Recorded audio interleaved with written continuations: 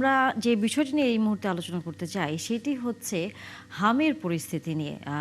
কারণ হচ্ছে এখন পর্যন্ত বিভিন্ন যেই পরিসংখ্যান সরকারি হিসেব অনুযায়ী সেটি হচ্ছে মারা যাওয়ার সংখ্যা দাঁড়িয়েছে ৬৬৬ জনে, যেটি হচ্ছে আজকেও ৫ জন শিশু মারা গেছে।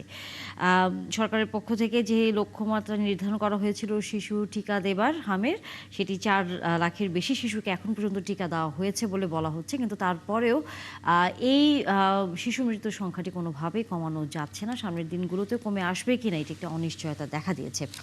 এবে মোশাররফ হোসেন, যেটি সাধারণ মানুষের এক ধরনের উদ্বেগের জায়গা, টিকার প্রক্রিয়া চলছে, কিন্তু একই সাথে মারা যাওয়ার সংখ্যাটি কোনোভাবে কমছে না। সেই হিসেব করে অনেকেই বলছেন যে টিকার যে মান সেটি এখনকার যে হামের যে লক্ষণ তার সাথে অনেকটা সাংঘর্ষিক, অর্থাৎ হামের লক্ষণের সাথে টিকার যেই কার্যকারিতা সেটি পুরোপুরি আসছে না বলে অনেক টিকা দেওয়া শিশুও মারা যাচ্ছে।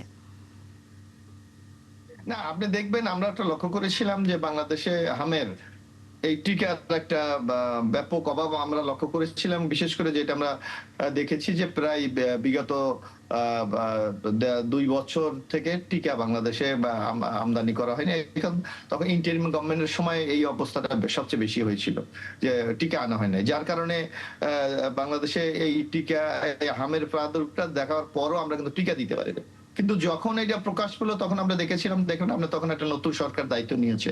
তাৎক্ষণিকভাবে কিন্তু আপনি দেখবেন ইউনিসেফ আমেরিকার সহায়তায় কিন্তু বাংলাদেশের টিকাকে আমরা সংগ্রহ করতে পেরেছি এবং প্রত্যেকটি হাসপাতালে টিকা কিন্তু মজুদ আছে। এখন আপনি বলতে পারেন আমরা যে কোনো রোগ অনেক সময় দেখি ভেরিয়েন্ট চেঞ্জ হয়, যে এই যেমন আমরা হঠাৎ এক সময় কিন্তু হঠাৎ করোনা, যেটার সাথে আমাদের কোনো পরিচয় ছিল না। এখন হামের ভেরিয়েন্টটা কি এটা নিয়ে হয়তো নতুন ভাবে হয়তো আবার গবেষণা করতে হবে যে এটা কি কি কারণে যে ভ্যাকসিনটা যে হয়তো মারা যাচ্ছে, এটা আমাদের কারোই কাম্য না, কিন্তু এই মৃত্যুর হারটা কিন্তু অনেকটা কমে এসেছে এবং এই কিছুটা সংযোগ আপনার সাথে আমাদের শিশু রোগীদের জন্য কিন্তু নতুন আইসিইউ জি শোনেন। জি, আমরা ফিরবো আবার আপনার কাছে। মোস্তফা ফয়সাল, আপনার কাছে জানতে চাই, হামি শিশু মারা যাওয়ার সংখ্যাটি ৬০০ ৬৫০ তো আসলে এর হ্যালো। মধ্যে পেরিয়ে গেছে। ব্যবস্থাপনাটা নিয়ে আপনার কাছে কি মনে হয় যে সরকার এখন পর্যন্ত যে ব্যবস্থাপনার মধ্যে আছে সেটি কি সঠিক, নাকি আসলে আরো অনেক বেশি ব্যবস্থাপনাটা জোরদার করা দরকার ছিল? ধন্যবাদ আপনাকে। আসলে এখন পর্যন্ত হামের প্রাদুর্ভাব যেভাবে বেড়ে যাচ্ছে, চলে আসছে, কিংবা মৃত্যুর হার যেভাবে কন্টিনিউ আছে, এটা অনেকটা কমেছে। এটা নিঃসন্দেহে টিকা দেওয়া হচ্ছে, টিকা চলছে, টিকার রিজার্ভ রয়েছে। কিন্তু এরপরে কিন্তু অনাকাঙ্ক্ষিতভাবে মৃত্যুর হার বেড়ে যাচ্ছে, যা আমাদের জন্য এটা কারোর কাম্য নয়।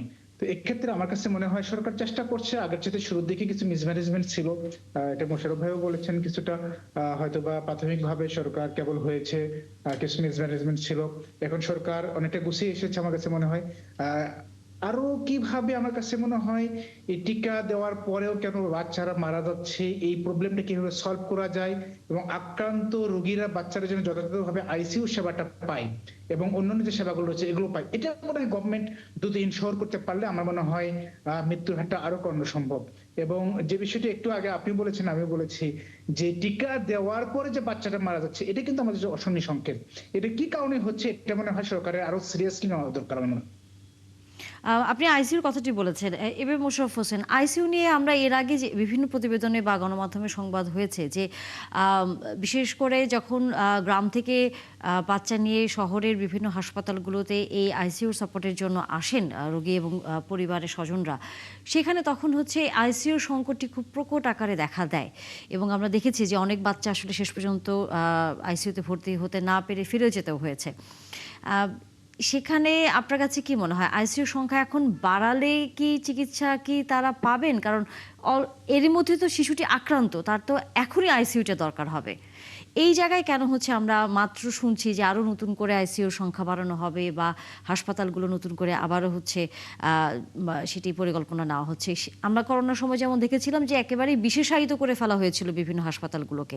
এরকম করে আমরা ব্যবস্থাপনা করলে পরে কি এই সুবিধাটা পেত সেই শিশুগুলো? কাকে বললেন? আপনাকে বলেছি। ও সরি। আপনি একটা জিনিস লক্ষ্য করবেন যে একটা বাংলাদেশ যেমন ঢাকা মেডিকেলের মতো জায়গায় মাত্র 8টা কি 12টা মাত্র আইসিইউ আছে, যেখানে আপনি দেখবেন যে রোগীর সংখ্যা কত বেশি। আপনি ঢাকা মেডিকেলে যে দেখেন ফ্লোরে, সিঁড়িতে, এই জায়গায় এখন রাতারাতি তো আর আপনার আইসিইউ তৈরি করা সম্ভব না। এই সংকট আমাদের আগে থেকে ছিল। আপনি দেখবেন যে আমি আমি যে কথাটা এর আগে বলতে চেয়েছিলাম, আমাদের সংসদে এটা তো দ্বিতীয় অধিবেশন, প্রথম অধিবেশনে যখন সাধারণ আলোচনা হচ্ছিল 300 এমপি কিন্তু বক্তৃতা রেখেছে, আমি একজন এমপি দেখি নাই উনি ওনার এলাকার স্বাস্থ্য হাসপাতালের সমস্যার ব্যাপারে কথা বলে নাই। ডাক্তার নেই, আইসিইউ নেই, নার্স নেই, পরিচ্ছন্ন কর্মী নেই, হাসপাতালে বেডের সংখ্যা নেই, এবং হাসপাতালের ঔষধ যে সরকারের কাছ থেকে একটা ঔষধ সরবরাহ করা আপনি জানেন, সেই পর্যাপ্ত ঔষধ নাই। অর্থাৎ এই সমস্যা তো আপনার রাতারাতি সমস্যা সংকট সমাধান করা সম্ভব না। আজকে বাংলাদেশে আপনি প্রায় 20 কোটি লোক, এই আমাদের স্বাস্থ্য সেবার অবস্থা কতটুকু আপনাকে এইটা তো বিশ্লেষণ করতে হবে। আমরা একটা স্বাভাবিক একটা কথা বলতে পারি যে সরকার কি করে, সরকার তো ট্রাই করছে। আপনাকে দেখবেন যে সরকারের ভূমিকার ক্ষেত্রে কোনো গাফিলতি আছে কিনা, সরকার উদ্যোগ নেওয়ার ক্ষেত্রে কোনো মানে আপনি দেখেন একটা হাসপাতালের আইসিইউ বাড়াতে হলে, শয্যা বাড়াতে হলে সেইটা একটু সময় দরকার। ইতিমধ্যে কিন্তু বিএনপি সরকার, আমাদের মাননীয় প্রধানমন্ত্রী জনাব তারেক রহমান ঘোষণা করেছেন যে বাংলাদেশে 50 শয্যার যে হাসপাতালগুলি আছে, আমাদের 495টি উপজেলা, প্রতিটি হাসপাতাল 50 থেকে 101 শয্যা করা হবে। এখন এটা ঘোষণা হয়েছে, সরকার কার্যক্রম গ্রহণ করবে। রাতারাতি তো আপনার এটা শয্যা সংখ্যা বাড়াতে পারবেন না, বিল্ডিং এর সংখ্যা বাড়াতে পারবেন, বা আইসিইউ তৈরি করতে পারবেন এটা, অথবা ভেন্টিলেটর তৈরি করতে পারবেন না, এগুলো সময় লাগবে। আমরা আশা করি যে এই উদ্যোগ সরকার গ্রহণ করেছে, হয়তো খুব মিনিমাম 2-3 বছর লাগবে, এর নিচে আপনি কিন্তু এটা পারবেন না। এই এখন আমাদের এই হলো 2-3 কিভাবে এই বছরের সংকট। মধ্যে আপনার কাছে কি মনে হয় আবুল কালাম আজাদ, যে টিকা আমরা হয়তো শুরু করেছি কিন্তু সংক্রমণের সংখ্যাটাকে আমরা কমিয়ে আনতে পারবো?